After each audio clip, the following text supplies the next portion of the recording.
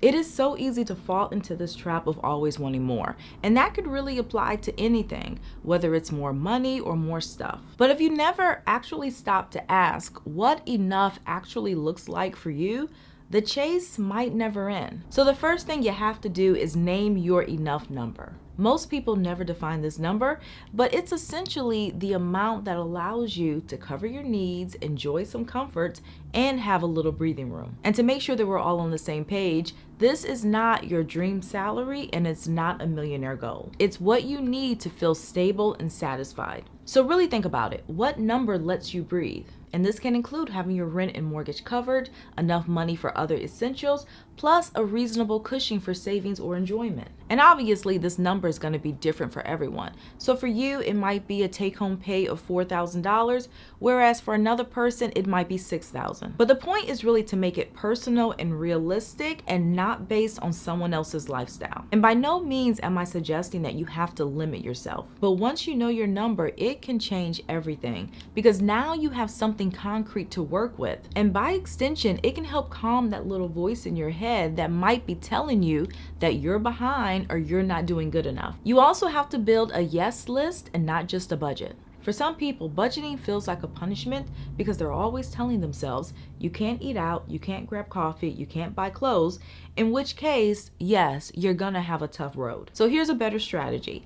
Instead of always obsessing over where you can't spend money, make a list of where you want to say yes. This could be yes to Friday night takeout once a month. It could be yes to skincare because it makes you feel confident. Or it could be saving up for a weekend trip that you've been putting off. This simple shift is a game changer because your yes list will match your spending with the things that actually make you feel rich, which could be peace of mind, flexibility, or small pleasures. And once you make your list, don't be surprised if you naturally find yourself spending less on junk that you don't care about. You can also set up an invisible savings. So if the idea of saving money feels a little out of reach, try making it bite-sized and invisible. And this can be as simple as setting up a recurring transfer every week, even if it's only $5, to an account that you don't check on a regular basis. And another thing that you can do to stay motivated is to name your accounts after specific goals. So each time that you do log into that account, you're immediately reminded of why you're saving. So start small with maybe $5 or $10 a week, and then every few weeks, bump it up a little bit. So you might go from 15 a week to 20 a week to 30 a week, and maybe even 40 a week. And this is an easy way to really test the waters and see what you can realistically afford to save on a weekly basis. Because once you get to say $40 a week, you might decide that is a comfortable amount, but I can't really afford to do much more. If so, that's perfectly fine.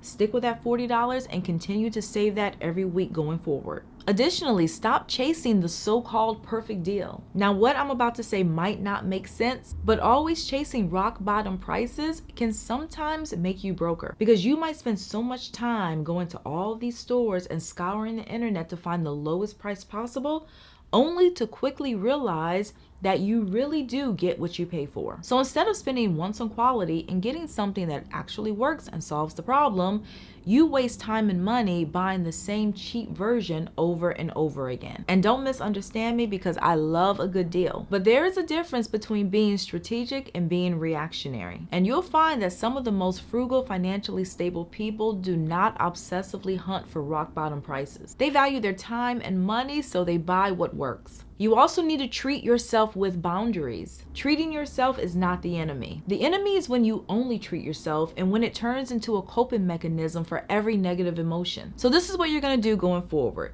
Starting today, you're gonna set a fun money limit. Now, as far as how much to set aside, there are no hard or fast rules. But one recommendation is to spend no more than 5% to 10% of your take-home pay on fun. This is guilt-free, pre-approved money that you can spend however you want. And you're also gonna pre-plan your treats at the beginning of every month or every week so that you stay on track. Also, make space before you make new purchases. One of the best money resets has nothing to do with money. So before your next shopping trip, declutter before you buy. So clean out one drawer, delete 20 screenshots of things you might buy, organize your pantry, or list something that you haven't used in the past 6 months for sale. And this gives you perspective because one, you're reminding yourself of the things that you already own. Second of all, you're creating space so that future purchases feel intentional and not just crammed into chaos. And number three, you're reducing that false urgency that comes when you're feeling under-resourced.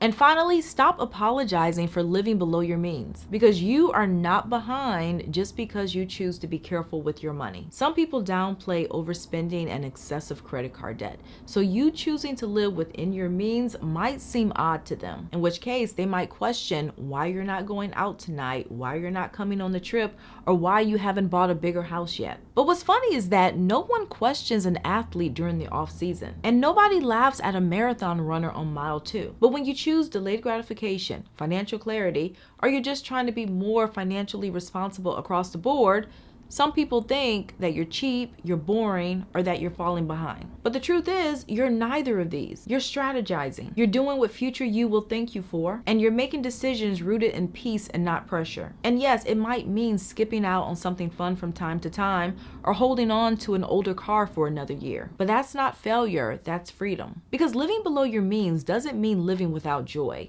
It means saying yes to what really matters, not what looks good, but what feels good long term.